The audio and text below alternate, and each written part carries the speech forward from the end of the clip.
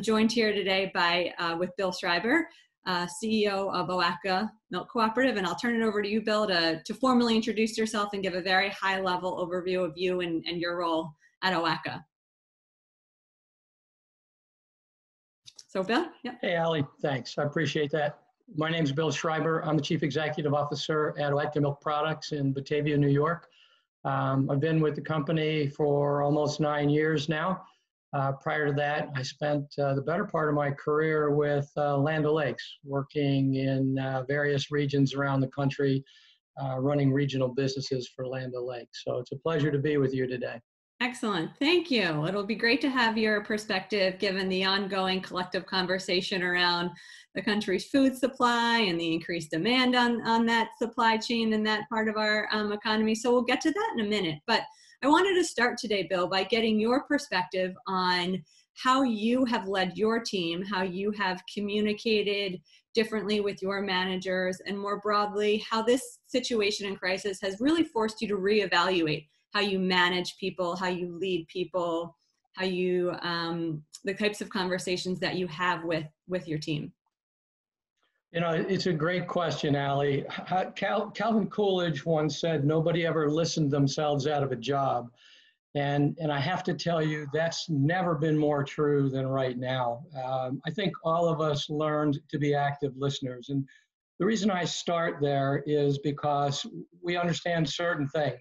First, people need to feel safe, and people didn't feel safe at first. They didn't understand what was happening. And at the other extreme, there were people that didn't take this situation seriously.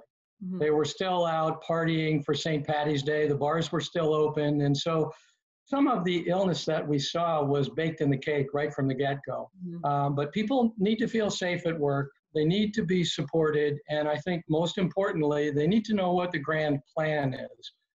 These are some things we take for granted sometimes. They became increasingly important as we found ourselves in the midst of this pandemic.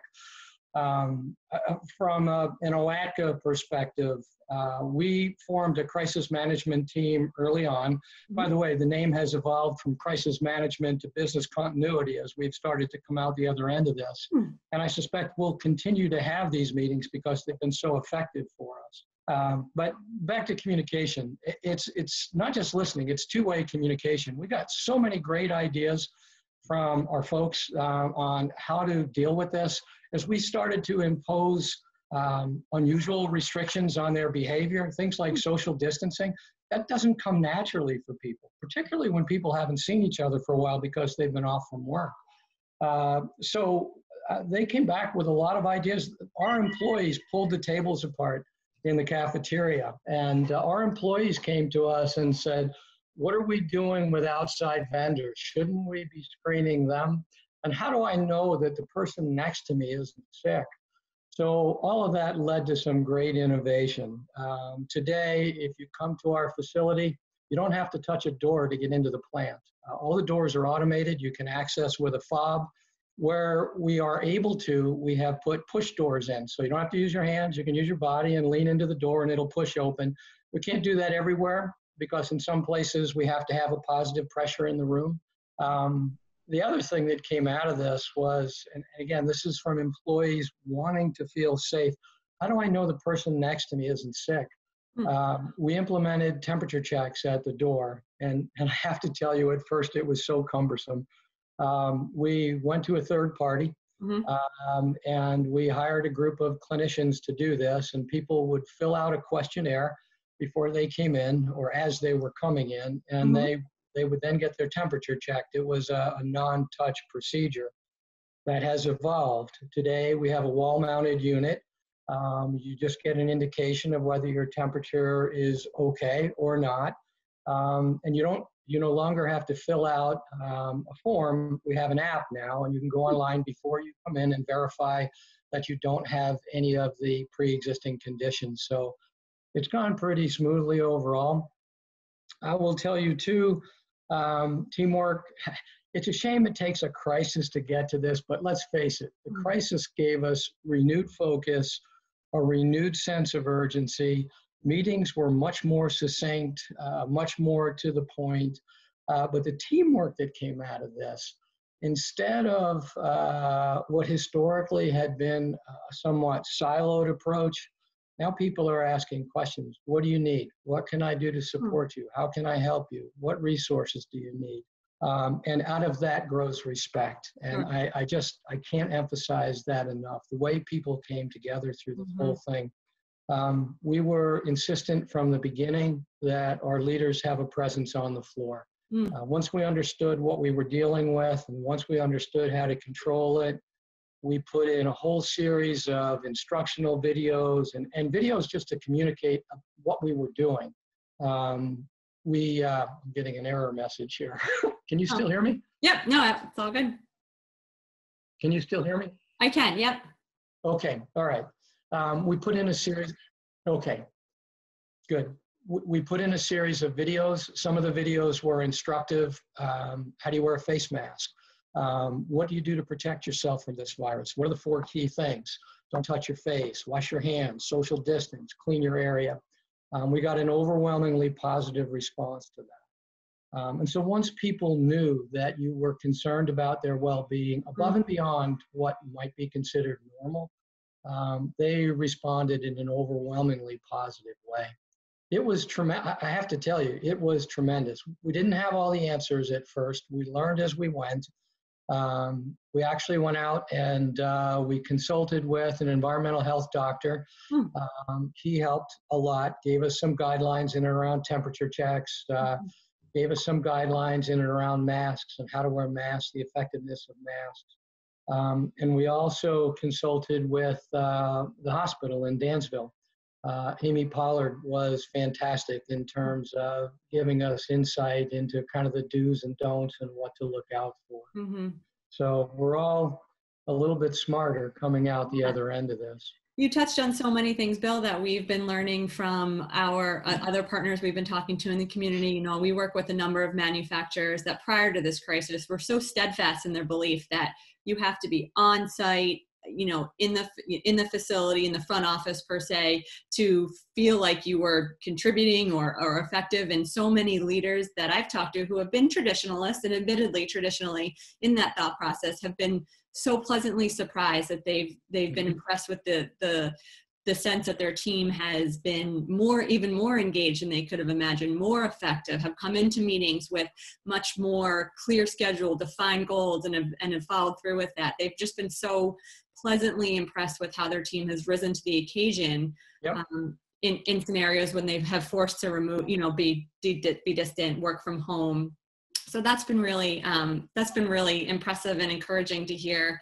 You know, another thing we talked about with a lot of our partners is how important it is to really look at a person and employee holistically and really understand where their home situation and other things, not just look at them as an employee, because that really contributes to employee engagement, feeling valued, motivation. And I'm so happy to hear that you've realized that too. I think you've been like that probably before this crisis, but it's encouraging to hear that you're recognizing just how much more you can get from your employees collectively when they feel valued, like they have a voice and that they're cared about. Yeah, there's no question, Allie. And I don't want to make this sound like it was easy. We were learning as we went in some cases. It's a lot easier to talk about today. And I know the pandemic is still in front of us, but we had a very difficult 2.5 week period. Initially, we had some positive tests at the plant. People got scared. Social media kicked in. Some people said some things to the press that weren't true. I did an interview with one of the local newspapers, and I talked about all the things that we were doing to keep people safe. And I got an email from an employee who signed his name, which I always appreciate. And he basically challenged me. And he hadn't been to work for the better part of a week and a half. And he said, Bill, how can you say that? You know it's a lie. And I stepped back from it. I didn't respond that day. I waited till the next morning. I thought about what I wanted to come out of that. And I wrote him a very thoughtful email back. And I suggested that perhaps we should meet in person. We're represented by the Teamsters Union. So I invited the business agent who's really been supportive of us through this whole pandemic. And the stewards and so forth. And we sat down And we talked about all the things that we had been doing that he hadn't been privy to. So there's an example of where we were communicating with our people, but the people that weren't in the plant weren't the beneficiaries of that communication. Long story short, we sat for about an hour. He said to me, I'm not going to apologize for writing the letter because that's what I really felt. But I can clearly see why you said what you said. And the company has taken some very proactive steps. And that night he wrote me a letter back. And you know, this is why you do the job, all right? He wrote me a letter back. He said, thank you for taking the time to talk to me. And I'll just cut to the chase. At the end of the letter, he wrote, I know we can get through this together. I'm all in. Thanks for taking the time to talk to me. Home run. Absolute home run. That's exactly what you're after in a situation like this. So now this individual is an advocate and has come back with ideas since he's been back to work, has come back with ideas. In fact, I mentioned earlier that you don't have to touch the doors. This individual had suggested that we put wash stations outside every door, which didn't seem practical, but out of his initial comment came the idea that we're going to fob all the doors and set up push doors so that people don't have to use their hands to touch the door. So just, again, an example of what I consider to be a real win in a situation like this. Absolutely, yeah. And there is no question that he's championing the idea that if you speak up and engage leadership, they will reciprocate with listening. And I think that's such an important component of employee engagement and just setting a really good tone for culture during this just time of uncertainty. So let me ask you this, Bill. I know as an essential business, obviously you had to make adjustments to your manufacturing floor, your production floor, and your production team. Were your office staff that aren't on the production floor, were they working from home or were they still coming in? What kind of predictions or kind of adjustments to the way they work do you think you're going to carry through once we're allowed to resume some sense of new normalcy and kind of come back maybe to business, if that's even ever going to be the case? Yeah. So from the office standpoint, we got out in front of this right away. I mean, we literally, all our exempt employees in the office had the ability to work from home. Many of our customer service reps and clerical people did not. Within a matter of a week, we had them set up to work from home. We literally got the office down from roughly 50 people down to about 10 of us. And that made a safer space for the rest of us to operate in so we could social distance. Our technology team just rose to the occasion again, with a real sense of pride and urgency. We had to protect the network in order to be able to do this. But to your point, people working from home have, I know from working from home myself from time to time, sometimes you have less time available because everything has to be an email or a phone call. You can't just step down the hallway and say something to somebody. I'll just say that people rose to the occasion and they were equally productive. We have not missed a beat. I do hear from a lot of people that they miss the FaceTime though. So to your earlier point, there'll be there'll be a modification to our behavior. I think we'll see more work at home. But at the same time, I think people are anxious to re-engage with their team. Absolutely. So, we'll strike a new balance there. Yeah, I often think about the term culture that is so important to so many organizations. Months ago when the balance of that candidate market was shifted, where there was more of a demand issue than supply, companies touted their culture as a differentiator and how, and I continue to think now, what is culture going to look like? What does it mean when we are, when we're not all rallying around the water cooler and we can't just grab lunch together? Yep. I think people have an innate desire to feel connected to a purpose, and that's key, and that can be communicated virtually. But people typically have an innate desire to congregate and be and interact. And I think it's going to be interesting to see how companies adapt and how we just kind of shift our ways of interacting to meet the desire to collaborate in person. So it'll be interesting. It'll be interesting. we were up against the wall at one point. Fear had kind of taken over. We had a number of people that were sick, and then you go through a period where we did. We partnered with the Department of Health, and they do contact tracing. So once you get a positive test, then what happens is they interview the Department of Health interviews that individual, and they determine who that person had sustained exposure to, and then whether or not those people get tested. And then some people wind up in quarantine, some people wind up in isolation. But in the early stages of this, people were afraid. We had some people that went about their business as they always do. We had some people that stepped up and went above and beyond the call of duty. And we had some people, quite frankly, that looked to do anything they could to get out of work. That was challenging. At one point, we were down 60 people. And we didn't miss a beat. We did not have to shift any production away. In fact, we were setting records. I had about half a dozen people in the office that came forward and said, if you need me to work in the plant, I'll do it. Wow. These are people from HR, from sales, and from accounting. That's incredible. We had people working double shifts. I remember one individual who works on the palletizing lines, the automatic palletizing lines, who went home at midnight and came back in at 6 o'clock the next morning to keep a packaging line running. So there are some great stories that come out of this. People really rose to the occasion. Couldn't be prouder of them. But the other thing that comes out of this, Allie, is we had some young leaders that I think really showed their worth. I mean, I literally watched our succession plan play out through this crisis. As people who would not have been challenged in that way, given the opportunity, stepped up and showed their true worth. So it was fantastic. I just regret, I have an expression that says that pain builds character, and I've spent most of my career trying to get to the latter part without going through the former part, but it's just not possible. This pandemic created a lot of pain, and we really got to see the character of our team. John Wooden was a basketball coach for UCLA, the Wizard of Westwood. He was as much a teacher as he was a basketball coach. And he used to talk about the fact that your reputation is important. And I think our reputation in Batavia is really strong. And I knew it would help us get through this. But what he would say is that your reputation is important, but that's just what people are saying about you at any given point in time. Circumstances can change. He said your character is who you are when you look at yourself in the mirror.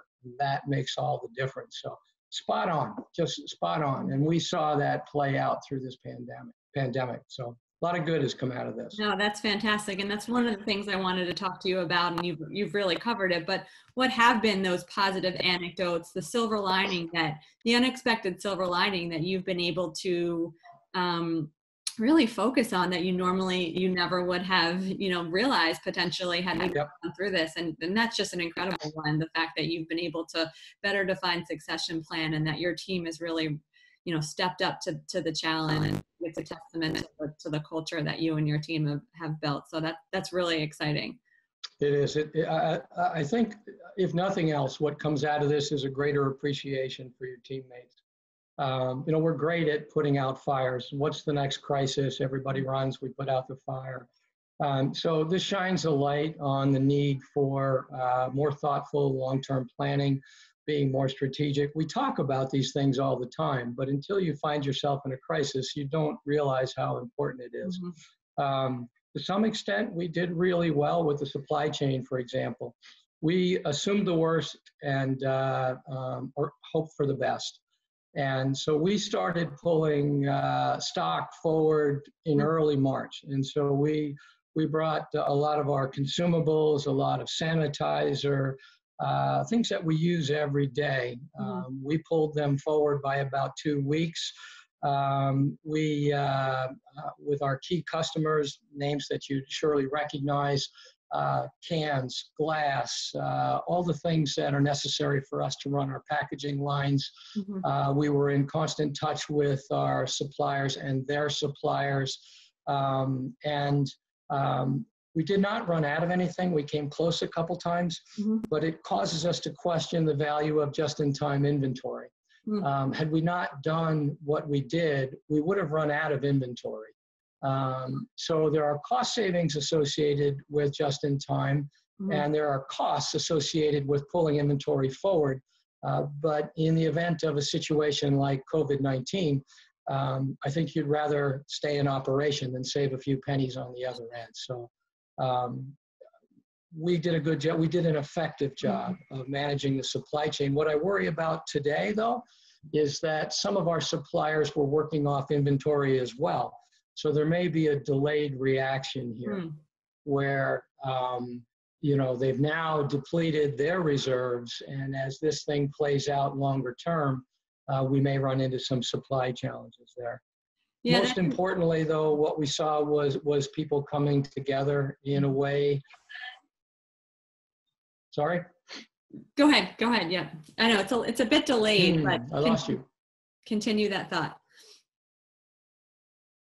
Okay. We saw people come together and support each other in a way that we hadn't seen in a while. I mean, we had a collection of very talented individuals, and that's the way I look at it, that morphed into an unstoppable team that we were channeling our inner Vince Lombardi. As I said, we were up against a wall for a period of time. And one of the things that Lombardi said was, you carry on no matter what are the obstacles. You simply refuse to give up. When the going gets tough, you get tougher and you win. And literally, you know, we'd talk about that every single day because we could have tipped either way for a period of time. If it wasn't for the teamwork, the respect for individual team members, and the way people came together, it might not have turned out as positive for us as it did. So those are things that you take with you for the rest of your life. This team will never be the same again. This is a changed team now. They've had a shared experience where they know they could have lost, and they fought hard for each other. So it's that is probably the single biggest silver lining that comes out of this. That's fantastic. Yeah, having a purpose and something to rally around as a lifelong athlete that does more for you than maybe any practice of a particular skill, but that collective connection and unity to a purpose and vision and mission is I think the most important thing you can do in creating a successful team. So one final question, and we'll wrap it up, Bill, but I wanted to get your expertise, having spent a career in the food industry, and try to understand your perspective of how do you think that our food supply chain, the food industry will change as a result of this crisis. We've heard so much in the media around a shortage as it relates to meat, and what are your kind of high level, I guess, predictions or thoughts around how this will change our the way we approach the food industry or look at the food industry? Loaded question. I know we don't have a ton of time left, but it's a unique opportunity to talk. Yeah, it's really perspective. Oh, that's fine. Yeah. So let's see. You know, it's an ironic situation right now. We have people that need food, and we have raw materials, but the supply chain in terms of getting food to the market has broken down to one extent or another. And so that's why you see videos in some cases of milk being dumped, empty store shelves. You've got the combination of panic buying along with a supply chain that's been challenged. I will say this, and I don't think this is any great revelation, but there's several things that come out of it. Number one, we can't be as dependent on foreign suppliers. Even if it costs us more in the long run, having materials will be necessary to continue operations. So I would see two things coming out of that. We'll be more focused on domestic suppliers when we can be, and we'll be dual sourced. We've seen that in reverse too, where customers that perhaps we did business with in the past came back to us because when they changed suppliers, their current supplier wasn't able to give them what they needed. Mm-hmm. So, and we were. So again, I think it works both ways. So less dependent on foreign suppliers for one, and dual sourced for another. I think we'll look to shorten up the supply chain as well. In other words, I don't want a lot of middlemen in there. I don't want to have to rely on Joe, who's got to talk to Steve and Bob. Let me just talk to Bob. If Bob's the guy, I want to talk to Bob and have that direct relationship with that supplier. So I know when push comes to shove that he's going to have my back. Interesting. Just thinking in terms of what else we experienced. For the most part, we cultivate those relationships. So we really didn't miss a beat. I do worry about what I said a moment ago, though, and that is that many of our suppliers had built reserves heading into this, and we may not have seen the full impact yet until those reserves are depleted, because I don't think they can keep up with the demand right now. Yeah. So demand those two things in particular. Yeah, interesting. Well, Bill, thank you so much. I'm really appreciate you taking the time. I know you are juggling a lot, but I am rooting for your continued success. It's really encouraging, inspiring to hear how your team has rallied together and really stepped up to the plate to make things happen and continue advancing the mission of OACA. And it's always just so nice to talk to someone else outside your organization. So I really do appreciate your time, your perspective, and hopefully we'll have the opportunity to meet at some point in person when that is allowed. So I'm going to end the recording here, and